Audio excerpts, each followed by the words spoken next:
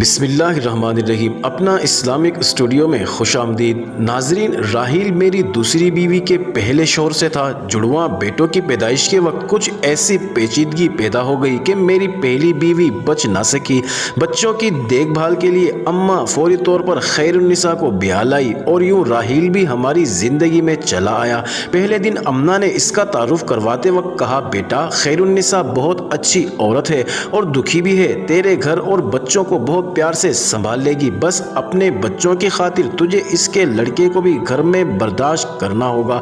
اب وہ اس بد ذات کو بھلا کہاں چھوڑے۔ اماں کی اس بات نے میرے دل میں ایک گرہ لگا دی۔ دل کے ایک کونے میں کینہ پلنے لگا۔ راحیل بہت تمیزدار بچہ تھا۔ ایک چیز جو میں نے شدت سے نوٹ کی کہ میرے سرد رویے کے باوجود وہ مجھ سے بہت محبت کرتا اور میرے رویے سے اسے کوئی فرق نہیں پڑتا تھا۔ صبح جب میں ناشتے کے لیے کھانے کی میز پر آتا، راحیل انتہائی تمیز کے ساتھ السلام علیکم ابا جان کہتا اور بھاگ کر میرے آگے اخبار رکھتا۔ میرے دل میں لگی گرہ ڈھیلی ہوتی کہ ساتھ ہی آواز آتی، ارے بدذات چل اپنی ماں سے کہہ دے جلدی ناشتہ لائے، میرے بچے کو دیر ہو رہی ہے۔ وعلیکم السلام کے ساتھ راحیل کے سر پر پیار دینے کے لیے اٹھتا ہاتھ وہیں میری اپاہج سوچ کے ساتھ لڑتا اور شکست کھا کر ڈھیر ہو جاتا۔ خیر النساء نے میرے گھر اور بچوں کو اچھی طرح سے سنبھال لیا تھا۔ وہ بہت صابر عورت تھی، کبھی شکوہ زبان پر نہ لاتی۔ مجھے یاد ہے ایک دن راحیل اس سے پوچھ رہا تھا، امی جان بد ذات کیا ہوتا ہے؟ میرا پورا جسم کان بن گیا۔ میری سماعت شدت سے خیر النساء کے جواب کی منتظر تھی۔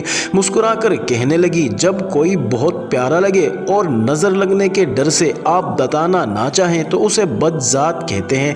اس دن میں نے دیکھا راحیل بہانے بہانے سے سارا دن اماں کے ارد گرد پھرتا رہا، کبھی جائے نماز بچھا کر دے رہا ہے اور کبھی ذرا سے کھانسنے پر پانی کا گلاس ان کے آگے رکھ رہا ہے۔ اماں کی آواز آئی، ارے بدذات کیوں میری جان کھا رہا ہے ڈرامے باز، جا دفع ہو جا، کچھ پڑھ لے، کیا جاہل رہ کر میرے بیٹے کے مال پر عیش کرتا رہے گا؟ راحیل نے کھٹ سے اماں کے گلے میں باہیں ڈالی، چٹا چٹ ان کی گال پر پیار کیا، اچھا پیاری دادی جان کہا اور بھاگ گیا۔ میں وہیں اماں جان کے تخت کے پاس بیٹھا دیکھ رہا تھا۔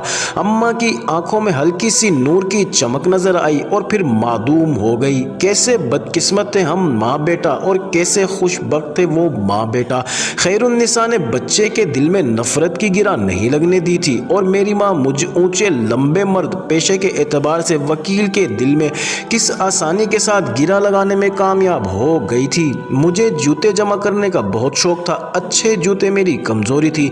میری وارڈروب میں ایک سے بڑھ کر ایک جوتا موجود تھا۔ راحیل بہت شوق سے میرے جوتے پالش کیا کرتا۔ کئی بار میں نے اسے بڑی دل جمعی سے جوتے چمکاتے دیکھا اور سچ بات تو یہ ہے کہ میرا دل خوش ہو جاتا جوتے دیکھ کر۔ مجھے یاد ہے ایک دفعہ میں نے خوش ہو کر صرف اتنا کہا، واہ راحیل کمال کر دیا تم نے، اور اسے 500 کا نوٹ انعام دیا۔ بھاگا میں بھاگ اماں کے کمرے میں گیا، دادی اماں دیکھیں ابا نے مجھے انعام دیا ہے۔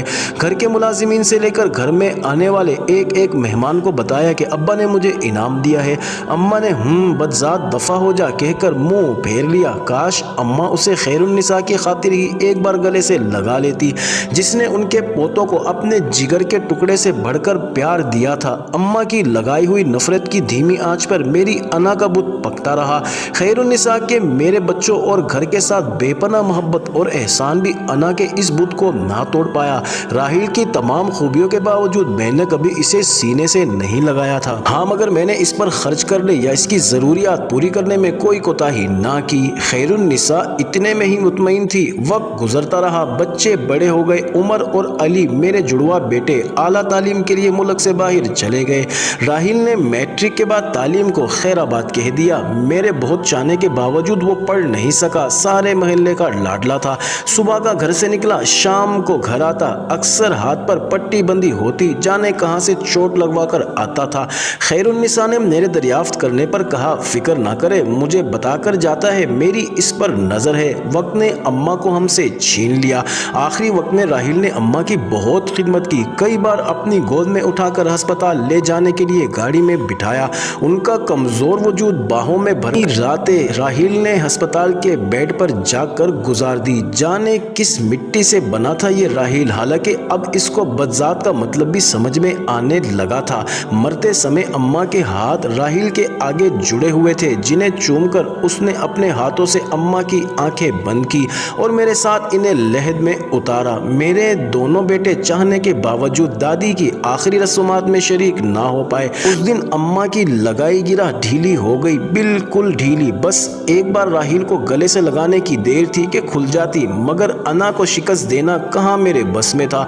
उमर और अली ने पढ़ाई मुकम्मल होने के बाद शादियां कर ली और उधर के ही होकर रह गए। साल में एक बार बस मिलने के लिए आ जाते।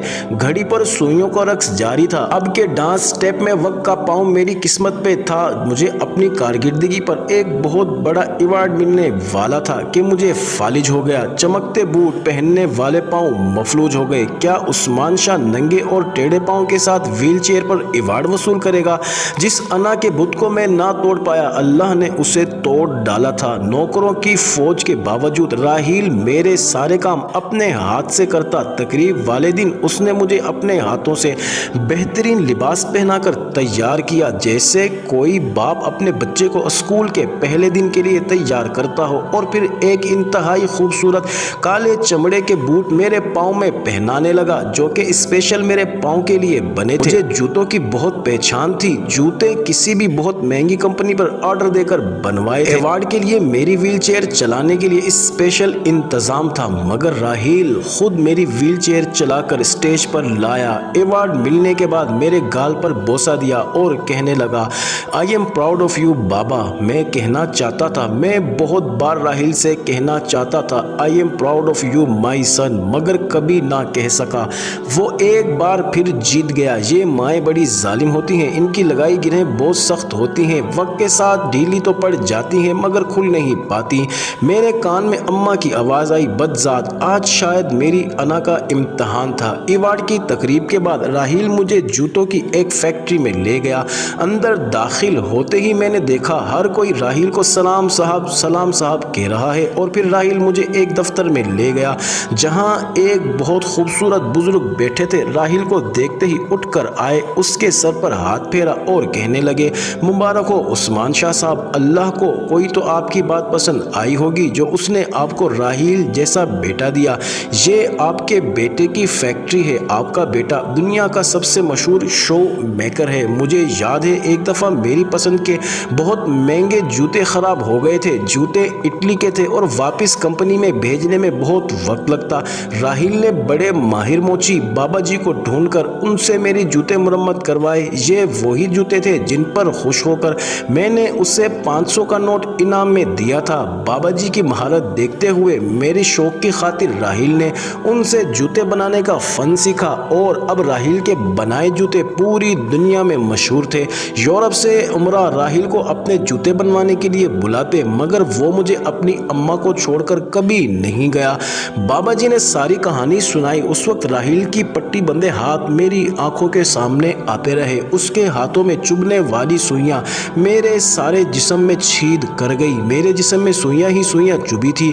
कौन निकालेगा उन्हें? क्या मेरी तौबा मेरे जख्म भर पाएगी? गिरा खुल गई थी। अना का बुत टूट चुका था। मैंने राहिल के सामने हाथ जोड़ दिए, उस राहिल के सामने जिसे अम्मा बदजात कहती थी। राहिल ने मेरे आंसू साफ किए, मेरे कदमों में बैठ गया और कहने लगा, मेरे सब दोस्तों के पास अब्बू थे, नानी मुझे अल्लाह से दुआ मांगने का कहती और मैंने बहुत बार अल्लाह से दुआ मांगी। आप मेरी दुआओं का समर थे, मेरे अल्लाह का इनाम थे। मैं आपसे मोहब्बत कैसे ना करता? आप मुझे बहुत प्यारे हैं अब्बा। आपकी नजर करम 500 का वो एक नोट मेरी जिंदगी की किताब का सबसे बेहतरीन नोट बन गया, जिसने मेरी जिंदगी बदल डाली। मैं अपने अब्बा का पसंदीदा बेटा बनना चाहता था और वो बन गया। वो मेरा सबसे प्यारा बेटा बन गया। खैरुन्निसा पास बैठी रो रही थी, मगर उसकी पेशानी चमक रही थी। वो राहिल की माँ थी। उसने राहिल को मोहब्बत करना सिखाया था।